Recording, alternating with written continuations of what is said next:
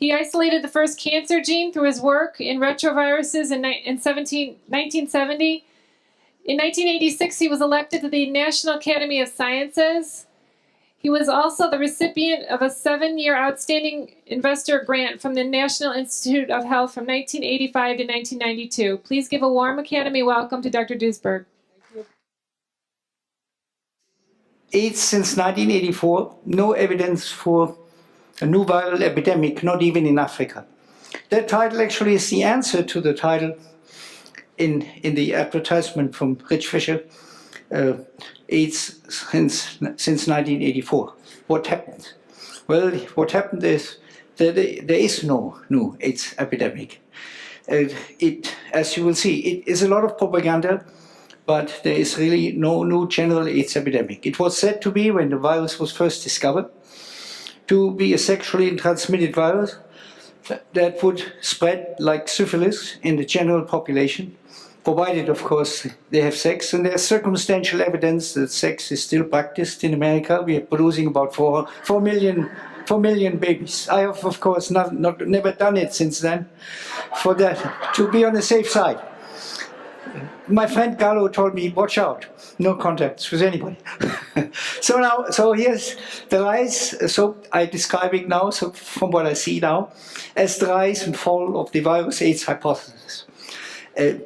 Is it already a chapter of scientific history, you may ask, and I will try to convince you indeed it is. As you will see, I think the answer is yes. The origin of the virus hypothesis in 1984 was a sensational battery of 4 papers in Science. And Gallo pointed out to me, we were good friends until then. Now it's not so good anymore because I question him. But that any scientist had a paper in Science is already a triumph. It's the most popular American scientific journal. But 4 in the same issue, that was an absolute record. And so he said, with these papers, the mystery of the non-understood or misunderstood AIDS epidemic is solved. It's a virus, and everything will be in order. We'll only make a vaccine and antiviral drugs. And I would be rich and famous and get a Nobel Prize too. I mean, that's Gallo. I'm talking about him now. So Science is the most prestigious journal. NIH is the most powerful institution in medical science in America, if not in the world. And the public press, above all the New York Times, had cultivated the propaganda that AIDS is a sexually transmitted disease. With a spokesperson like Liz Taylor, we are all in this together. And she probably was, but never got AIDS, huh? Luckily. And I am. But if you look even at that first paper that they published, you can see some critical flaws. And 2 of them I want to point out that are most critical here. See, is the pointer built in here? Oh, not separate instrument. Okay. The causal virus, as it is called in these papers, you see the virus is the primary cause of the epidemic. The primary cause. The causal virus was only found in less than 50% of Gallo's AIDS patients. In adult AIDS with Kaposi, 32% had the virus. In juvenile AIDS, whatever that was, it's 37%. And in clinically infectious opportunistic infections, that means pneumocystis carinii and things like that, it was only in 6%. That is less than what it is postulated to prove a microbe as a cause of disease, which is 100% correlation according to classic Koch's postulates. I show them in a second for those of you who don't recall it, to define a causative issue. And it is actually, half of it is actually the fault of science. We always say, or pride ourselves, we have these great scientific journals, they're peer-reviewed, there will be no major flaws. The peers are so sophisticated, expert, knowledgeable, they wouldn't allow a major flaw to go through. This was a major flaw in one of the most hyped ever papers in the most hyped science journal, Nature, that a peer reviewer wouldn't have said, wait a minute, you can't say this is the primary cause, maybe in 37 or in 40% of your patients, but not in all of them. And the second The second, unbeknownst to science, maybe even to Gallo, I don't know, subsequent investigations of Gallo's lab showed that instead of the 47 isolations which he claimed in that paper, not a single one of them was actually confirmable. They had come from another laboratory. So things didn't look that bright afterwards. And here is what Koch postulates to define a disease, of microbial disease, the cause of disease, are calling for. The microbe, in order to be said is the cause, like tuberculosis in Koch's case, or polio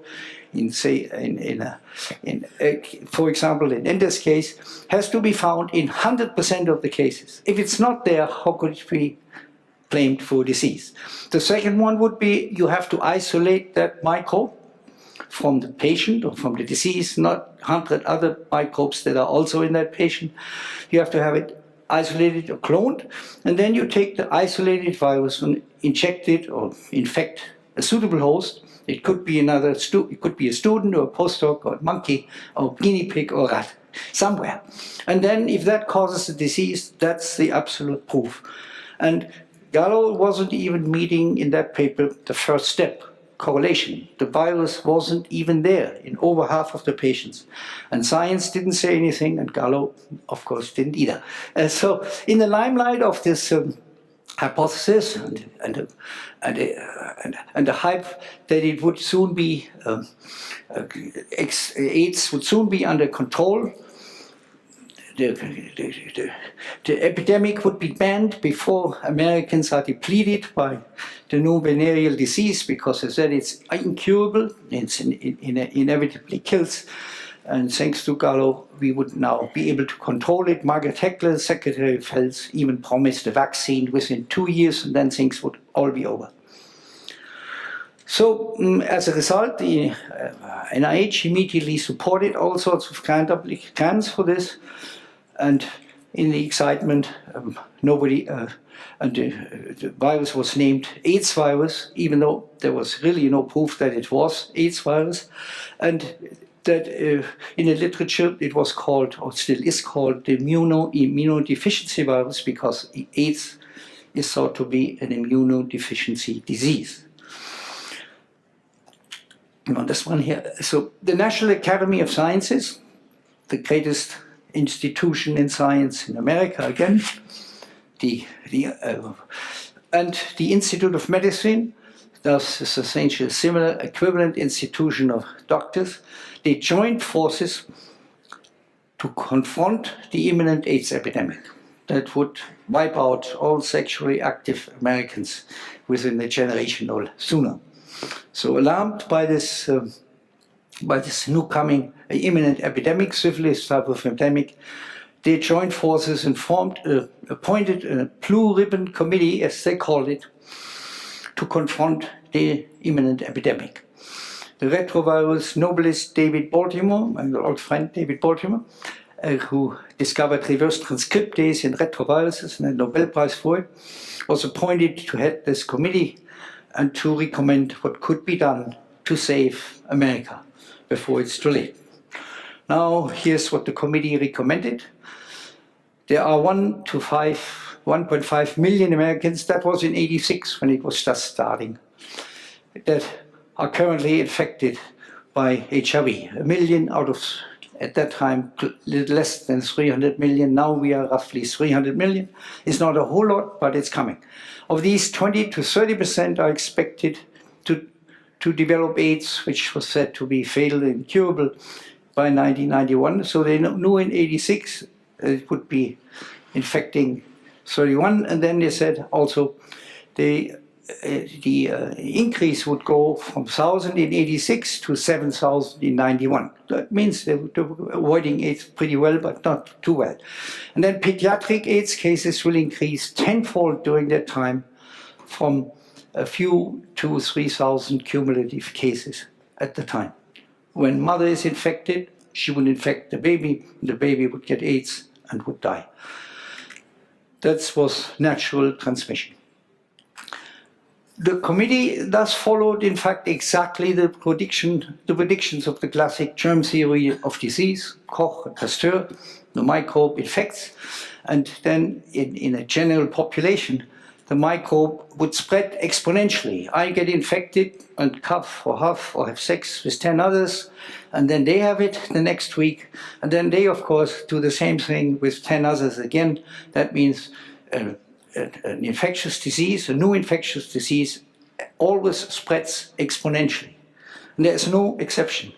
As a result, the epidemic, because of the exponential increase, the epidemic increases within months or weeks after the new virus comes in, and then the course of, in the last 3 billion years of life force, the immune system now sits in and either knocks out the microbe, or if you're unlucky, you'll die from it. But there will be nothing left for the microbe to do within a couple of weeks or months after that new epidemic, because all of them have been infected and now either immune or dead. And the epidemic then declines exponentially again, forming what's called in microbiology, epidemiology particularly, a bell-shaped, classic bell-shaped curve. I show you here the most popular of most of them, the global flu epidemic after World War I, which presumably killed more people than World War I altogether. Like 20 million globally were dying from that flu epidemic. And as you can see, here's that classic bell-shaped curve. It started in October 1918, peaked in November, and had disappeared in... These are original data from the Public Health Service in America. And you see they recorded London, they recorded Paris, Berlin, and New York. They were all there together. As Liz Taylor would have said, we are all in this together on this planet. Here is the epidemic, and mortality in these countries, all of them, from infections at least, died, increased sixfold. So that is a classical pattern that should have happened with AIDS. But the propaganda didn't stop here. It started with the NIH and Gallo, continued with the National Academy and the Institute of Medicine, and escalated further in 2000 with the scientific propaganda in Nature, Nature's Durban Declaration. Not that they hadn't published many papers, but this was about one of the most a high point of the propaganda for HIV/AIDS. And Nature published that in a commentary that over 5,000 scientists, including Nobel Prize winners, throwing, of course, authority into the argument, declaring is typically what scientists are not supposed to do. That's what politicians are doing and priests are doing, but scientists are supposed to prove something or to hypothesize. What they declare is for their weekends or for their non-scientific activities is fine. But they declared that HIV will kill particularly 40 million Africans within the next year or two. They further declared that the evidence for HIV as a cause of AIDS is clear-cut, exhaustive, and unambiguous. And the evidence has not been improved compared to Gallo's paper. There were still a lot of HIV-free AIDS cases. The declaration shows Africa as the epicenter of AIDS. 24.5 million of the world's 30 million by now HIV positive are Africans, although HIV recognizes no borders. They said that also. But as you see on the following map, I can see some borders quite clearly here. This was Africa, all red, very clear borders, and that's where fortunately, most of the cases where we didn't have to worry too much. It's like Ebola, all these new things are in Africa, or stay in Africa preferably, so you don't have to die here from it, but you can write nice articles about it. So here it was all in Africa, and they were doomed, and in America it was 1 million, and it's 1 million now. Remember, it's supposed to be a new exponentially sexually transmitted disease. Has been 1 million in 85, is 1 million in 2015. That's about as steady as anything can ever get in a population. Nothing new whatsoever. But so these were doomed, and they were now going to die from this epidemic. And they didn't dedicate much space to prove what they said. But on the 2 pages that they used, they had a cute 1 page was taken up almost completely by this nice picture of smiling. It didn't look like AIDS patients to me, but you were supposed to see them dying very soon. That was the implication of that picture. In that picture, they repeated what I already said, that HIV is unambiguously the cause of AIDS. So what are the results of the HIV hypothesis now, 31 years later, and not $6 billion spent. It's about 8 to 10 billion by the US alone, the government. And in the other governments that spend much money too, and private foundations as well. Well, here are some of the results. Despite 31 years of efforts following predictions, the virus hypothesis remain unconfirmed. There is no general AIDS epidemic in the US, Europe, or even Africa. General meaning the majority is still heterosexual. I have nothing against homosexuals, but they have kids, and anywhere, the heterosexual couple, say 20, 30 years old with 2 or 3 kids who are dying from AIDS. Nothing is to be found there. Well, you always find 1 or 2 cases in 300 million that you can hype up, and that's what the what the New York Times and these journals are doing. But on the whole, there's nothing there, and I'll show you the evidence in a minute. There is no evidence that AIDS is contagious. That sounds like heresy, but I'll show you the evidence in a minute for that too. Yeah, oh, sorry, no, I have to go back here. There are no vaccines that Margaret Heckler and Gallo had promised. Despite an HIV-AIDS establishment of the most sophisticated, advanced, and wealthy nation in the world, working on it for 30 years, Gallo and NIH, we have no vaccine. Edward Jenner, you remember, the English country doctor, invented vaccination in 1793, not 1970, 1793, 200 years ago, for 60 pounds, he came home with a vaccine against smallpox because he extracted a variant virus from cows that wouldn't cause the disease, but would cross-react and induce immunity, and thus invented the principle of vaccination for 60 pounds. We have spent on vaccines several $10 billion. Nothing is there.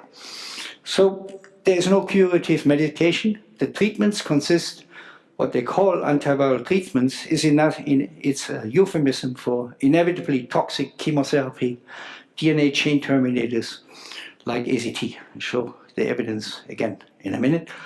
And NIH continues to fund only research on AIDS, linking HIV with AIDS. I used to be their blue-eyed boy, and I had an outstanding investigator account, as well, just pointed out. But ever since I questioned that, I didn't get a penny anymore in the last 15 or 20 years. 15 applications, not one funded. Until 1987, I had been 20 years in the field. No application was ever not funded by the NIH. The last one was even the most generous you could get, 7 years of outstanding investigation. Nothing, no. So there's a certain bias here. So unconfirmed prediction number 2, no general AIDS epidemic. Let's start with the one that was the most blatant propaganda piece in the Durban Declaration, where 24 million guys, Africans, were predicted to die within a year or 2 from AIDS because they were HIV positive. You saw the map where they had the purple area. Well, so the reality is, in sub-Saharan Africa, when AIDS began in the 80s, the black part of the continent were 400 million people, 450 people.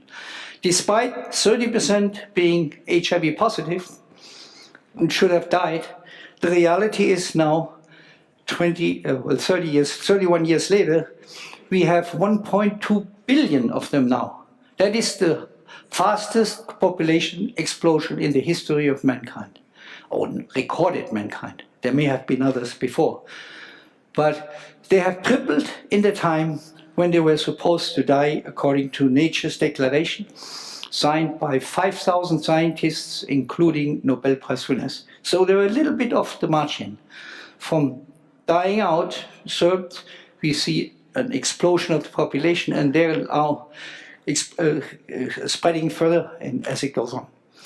Even the New York Times confirms en passant, as they would say, in an article that was not really labeled AIDS, but you could read it, and you could read it yourself if you want, that the African population increased sharply despite HIV. What they said is on May 25, I wrote to the author and he said, yeah, he likes that I wrote about this, but he cannot write much more about it because the New York Times has heavily invested in HIV/AIDS.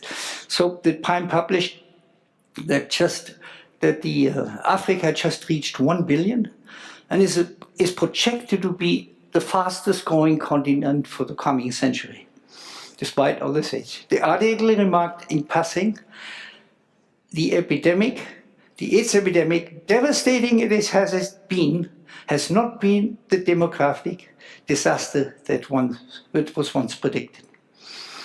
So HIV can't be the killer virus. It's said to be in the Declaration or in the Gallo Papers or the Institute of Medicine or the Academy in 1986. Instead, HIV can now be correlated, I should say, in fact, be credited with the explosion of the African population. All these people were already bleeding hearts that they were losing the blacks in Africa, now couldn't rejoice because they had so many that they cannot let them leave their country and land in Europe or in America for better lives. And so it is just actually literally the opposite of what they predicted. And what became of the general AIDS epidemic foreseen by the NIH, Gallo, and Academy confronting AIDS committee? Here is the result of that one. The predicted sexually epidemic in America, considering that 300 million Americans produce roughly 4 million babies per year, and there's as yet no vaccine against this sexually transmitted disease or epidemic, the germ theory would predict a huge general epidemic of heterosexual AIDS since America. Exactly what Gallo and the Blue Ribbon Committee predicted too. But this did not happen. Instead, we found a steady, not exponential, and thus not new and not viral, I said it's steady, microepidemic of a total of 0.01%, or about 20,000 AIDS cases per 300 million. I'm not saying that's irrelevant, and we shouldn't pay attention to it, but it's certainly not a general epidemic, and it's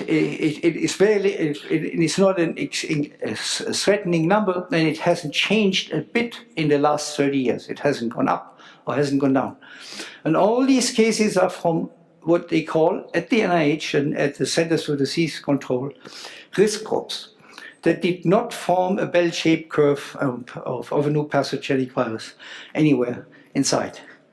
Risk groups is, I have the risk groups in a second, but yeah. So this slide here from the NIH, I mean, at the very first sight, and I think it's probably tried to present it this way, say, what do you want, Duesberg? Here you have an exponential rise and fall.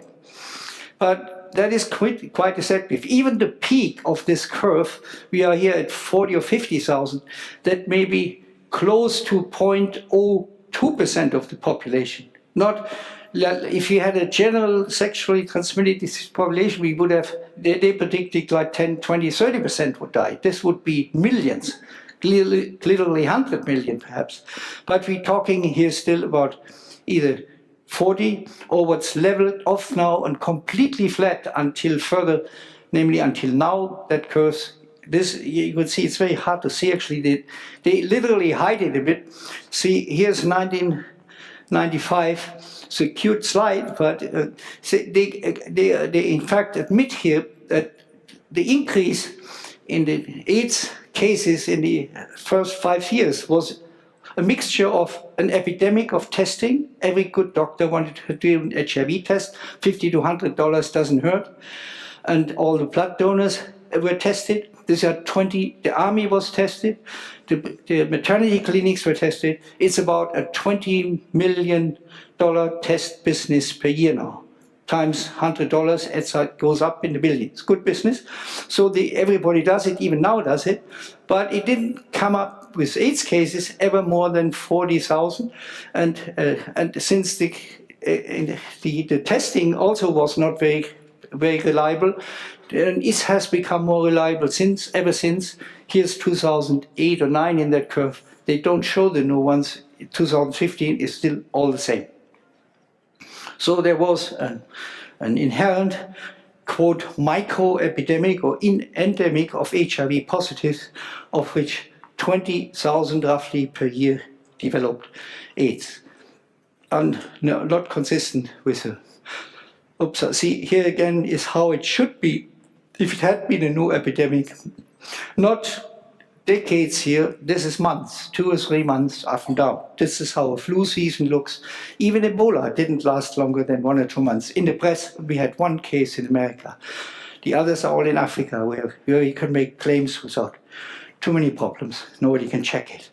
So, the sum then, AIDS in the US since '84, there's no exponentially rising new AIDS epidemic. This curve was from the CDC, not me. I did the one with the beautiful colors I showed you, with the 20,000 cases per year. And I'm not saying they're trivial. I'm not saying they shouldn't be paid attention to, but it's not anywhere near what they advertised. But it's a steady micro-epidemic of long-established risk groups, as they call it. So instead of the predicted new AIDS epidemic, there is a steady micro-epidemic. The steady time course and the restriction to risk groups exclude a new viral epidemic. So what are these risk groups then? Here they come, also from the CDC. And it's the same old cases that were initially mentioned as having first developed AIDS. And they have never left those risk groups. Namely, this is 1 million accumulated over 25 or 25 years. So it's a fairly stable number of 1 million. Over half of them are male homosexuals. And it's not your average male homosexual either. You know, 500,000 in 25 years, that's about 25,000 a year. The average, the estimate is that what up to 10% of the, quote, general population are homosexual. Both ways, lesbian or male homosexuals, or at least partially homosexual. And the rest is mostly heterosexual or bisexual, what have you. Anyway, but it's a small minority, so that would, 10% would be 30 million, divide by 2, leave the girls out, and it's 15 million males. Of those, 40,000 get AIDS. So it's not your average male American homosexual from next door. It's a minority of them. They, as I say, are cruising. They have up to 2,000 to 3,000 sexual contacts in a few years. And that cannot be done with God's chemicals like testosterone. That's done with a lot of chemistry. We look at it in a second. Their intravenous drug uses are the other major component. And then they call them at the CDC heterosexuals at risk. If you look at the fine print, these are heterosexual junkies getting AIDS, female and male. All the female AIDS patients are usually in that group. And then there are the hemophiliacs who get HIV from transfusions and have immunodeficiency, often from transferring of foreign proteins as clotting factors. So that's the epidemic that we really have and that we have from the beginning. Now, if somebody is still, let me see, did I say that here? Yeah. So the steady restriction, oh, now it's all gone. Huh.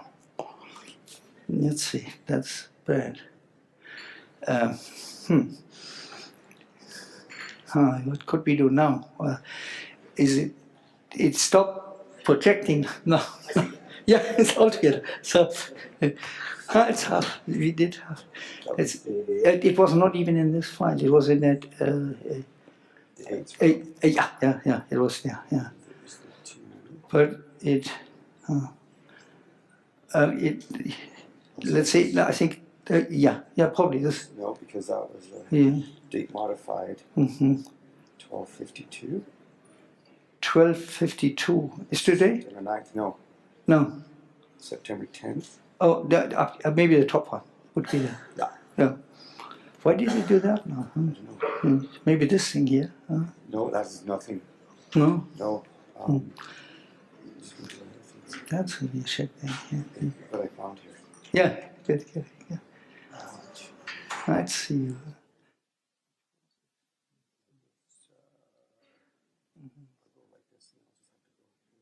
Yeah. Oh, good. Actually, I'm gonna do one thing here. Sorry. Just for a second. Maybe you figure out now how to do I it. figured it out, That's great. You did figure it out? yeah. But we have to find the. Actually, sorry. Yeah. No, so let's do whatever we did. It would be good for the rest. But Find the slides. yeah, it was about like halfway through. Yeah, exactly. There we are. Oh, it wasn't before, but this is good enough. Yeah. So it's to play to mirror it like that. And like that. From now on, I can click again. Good. Okay. Oh yeah. It's getting better. High five, brother. Yeah.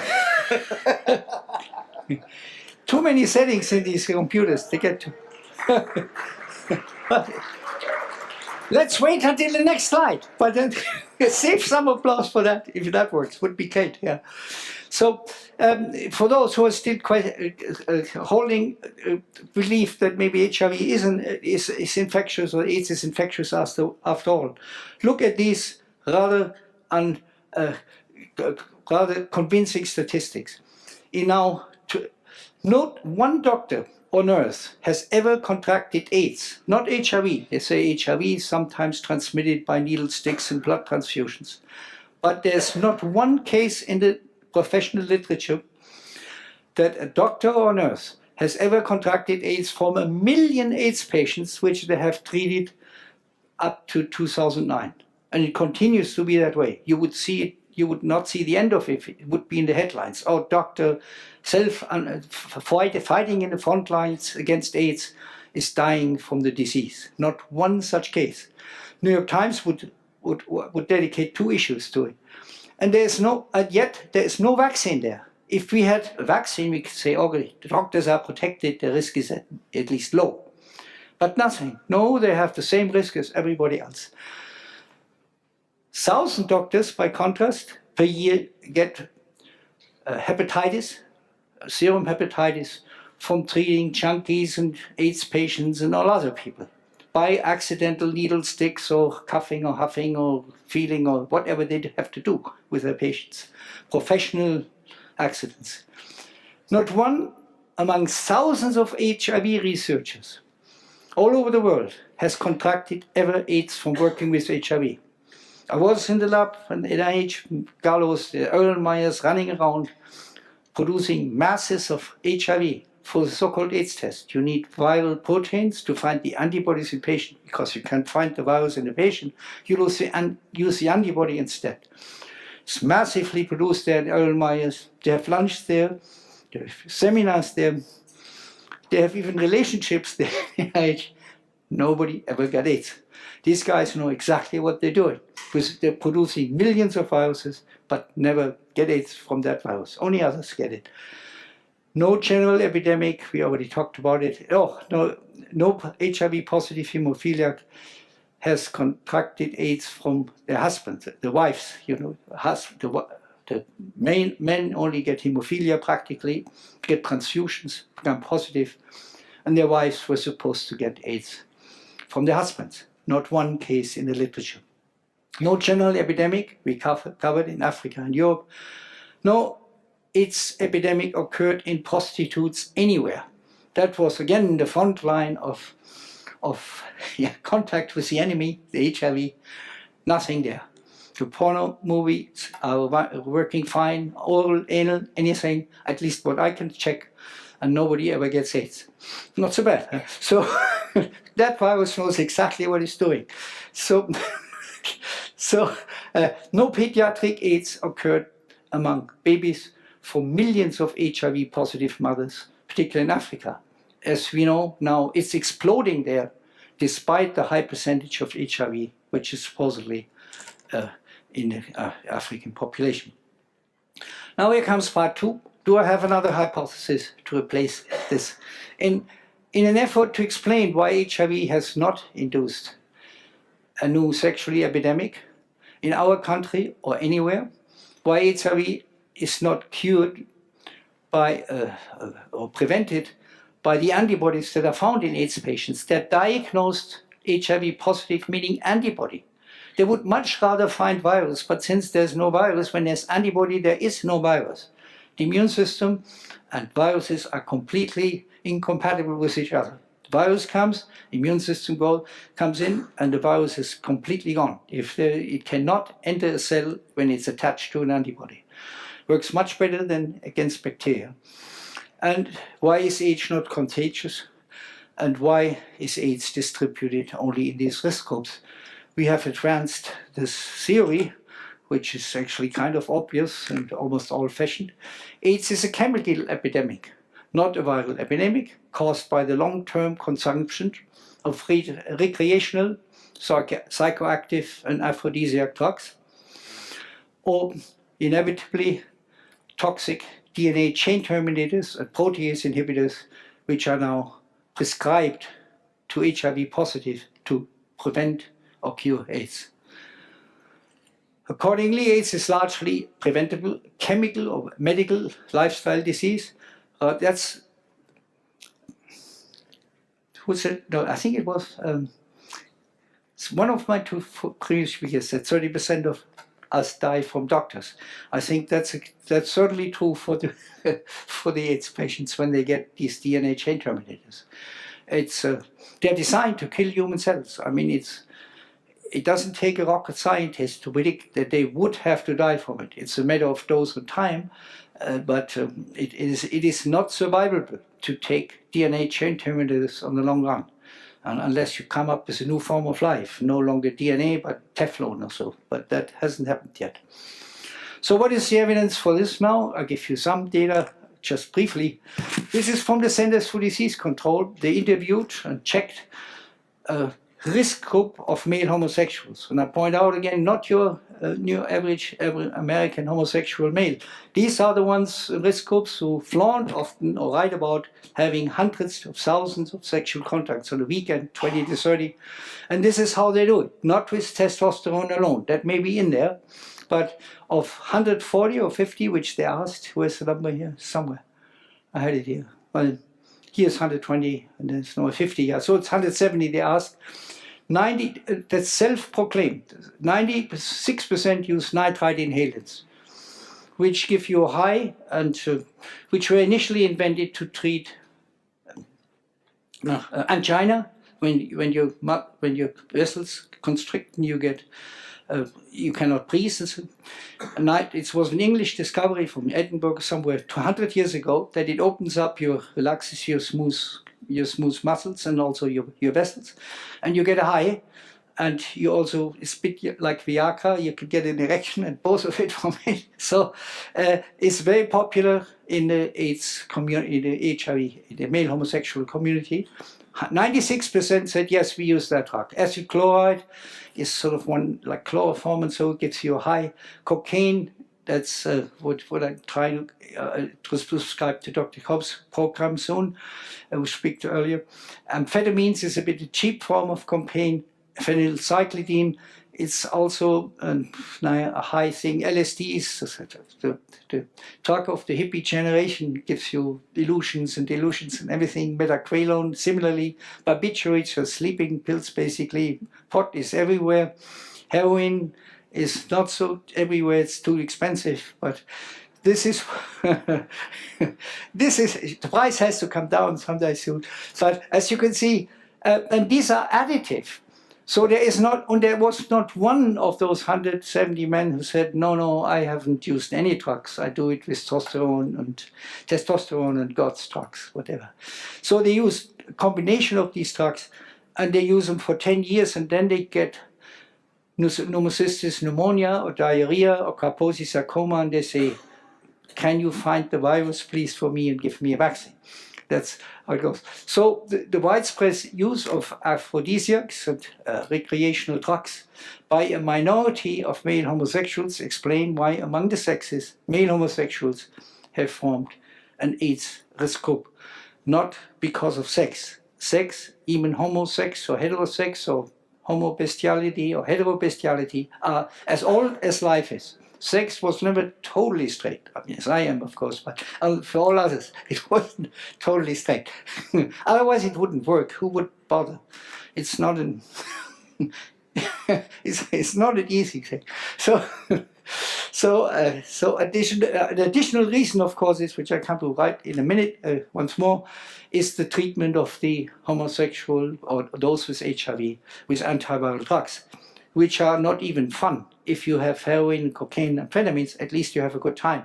But if you get AZT, you are throwing up and bleeding and losing your hair and using your teeth. Not so good as the recreational drugs. So antiviral drugs prescribed to HIV positives, are they AIDS by prescription? If we don't have a virus to kill, they couldn't possibly be justified in any way whatsoever for what they really are. I mean, if you have cancer, it's another matter. That's what they were designed for. Here is the one that was first licensed. ACT means acetothymidine. So this is essentially DNA. Here, you know, DNA are these 4 nucleotides. They all have 2 arms, and they hold on to, there's a 5' arm and a 3' end, and they hold on to each other, these are the hands, and form these large polymers, the chromosomes that are our genome.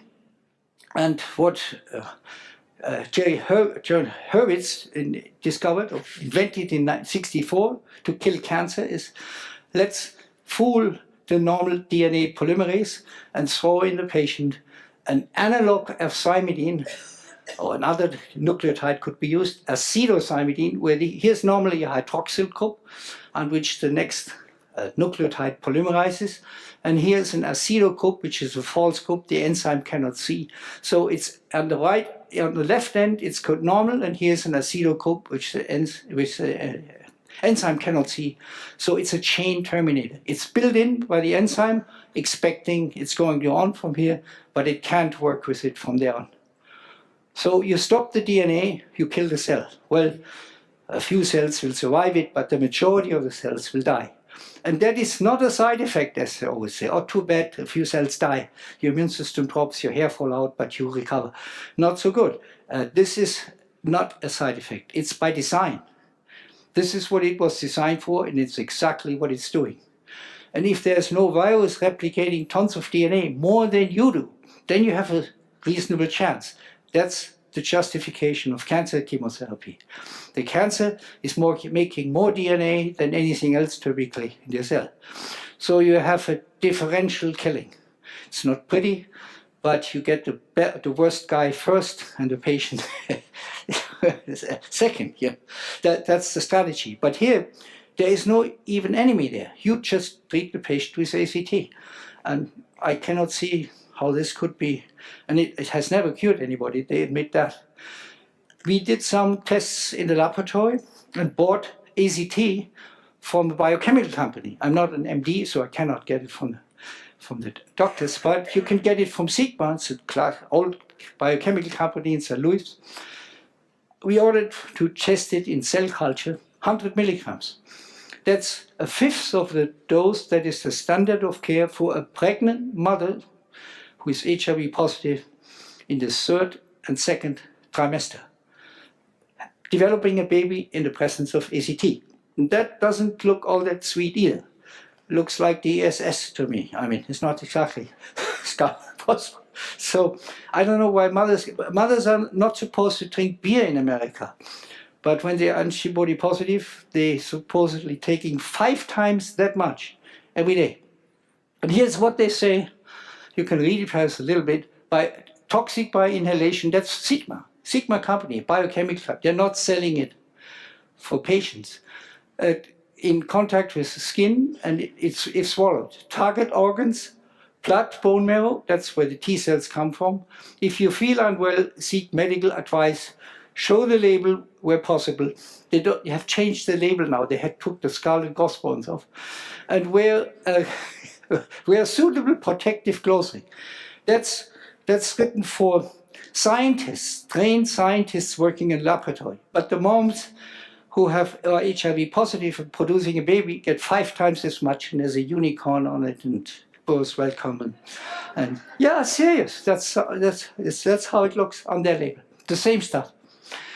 Now, the problems generated by anti-HIV drugs, there are threefold here. There are 3 fundamental problems. AZT is inevitably immunotoxic. The immune system is one of the most sensitive to chemotherapy. That's why cancer patients get all these infections. And because the immune system has a very high turnover, always recruiting new soldiers for new enemies, possibly infecting you. And the second is the guts also. They are replaced. You have new guts every week because, as is generally known, the guts are full of, you know what I mean? And there are a lot of carcinogens in feces and in guts too.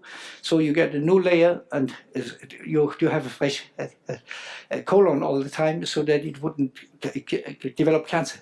And HIV is not even replicating in DNA patients of people with antibody against HIV. And HIV is not contagious. Or AIDS is not contagious, I should say. That's the right word here. So first, how is that? How do we know how toxic it is? In fact, there are 2 major clinical trials that were done with AZT, published in the New England Journal is one of them. The first one, it showed life-threatening anemia in 24% of the patients within a couple of weeks. Neutropenia in 60% of the 149 patients. In addition, serious adverse reactions, particularly bone marrow suppressions, were observed, exactly as the label from Sigma shows.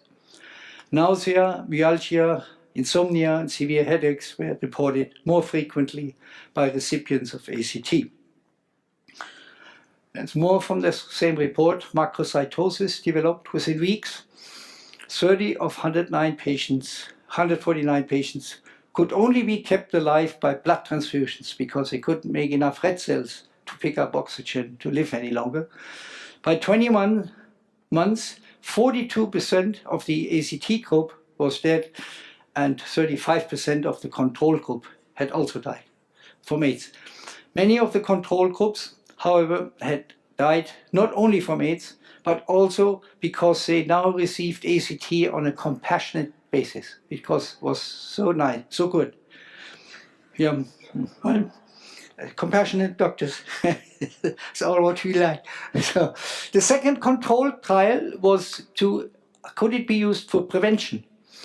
And that was called the Concord trial, was mainly England and British and French Concord trial. They enlisted 1,749 HIV-free male homosexuals and gave them AZT. And the result was the mortality of the ones with AZT was 25% higher than the ones without AZT. One more facet of the anti-HIV drugs, namely the diseases that these drugs are causing in addition to what's normally called AIDS. About half of the American AIDS patients, when you look at the death certificate, dying now of diseases that are not in the huge definition of classical AIDS-defining diseases. They are drug-induced diseases. Once antiviral drugs were approved, they were treated with antiviral drug cocktails, and cocktails began to develop and die from non-AIDS defining diseases.